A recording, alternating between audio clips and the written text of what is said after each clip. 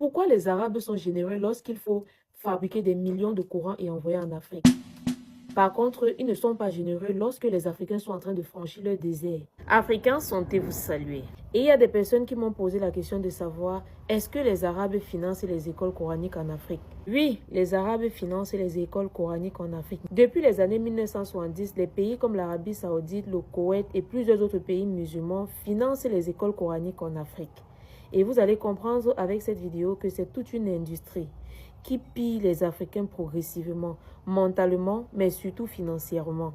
La construction des écoles coraniques, des mosquées avec des écoles intégrées, les Arabes les financent. Ces finances passent par des ONG islamiques, par des fondations religieuses et ça ne s'arrête pas là. Après le financement des ouvertures des écoles coraniques, les mosquées et des écoles particulières également, les Arabes financent également des millions de Corans qui sont envoyés et distribués en Afrique gratuitement.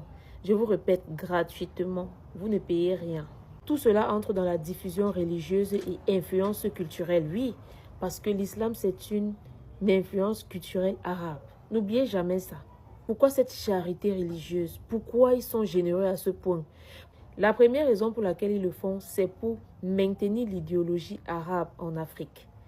Et ça les rapporte des milliards par an. Maintenant, je t'explique pas à pas. Il faut que les écoles coraniques soient ouvertes en Afrique pour que nos enfants restent dans cet état. Pour continuer à espérer et avoir peur d'un feu imaginaire. Parce que lorsqu'ils vont commencer à réfléchir d'eux-mêmes, ils vont se bâtir comme ça. Et si ces enfants commencent à se bâtir de cette manière, ils vont oublier qu'il y a un feu après toute leur vie. Et ils vont se concentrer à bâtir et à développer leur pays. Et plus vous êtes dépendant de l'islam, plus vous aurez l'envie de faire le pèlerinage.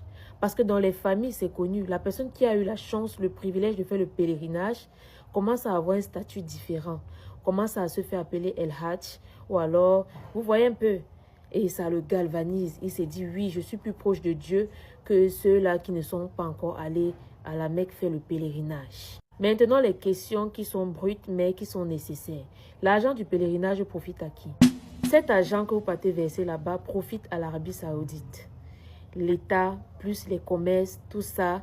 Et l'économie de votre pèlerinage, la majorité, les Saoudiens le récupèrent pour continuer à développer leurs infrastructures, pour continuer à renforcer leur sécurité, pour continuer à vous mettre dépendants.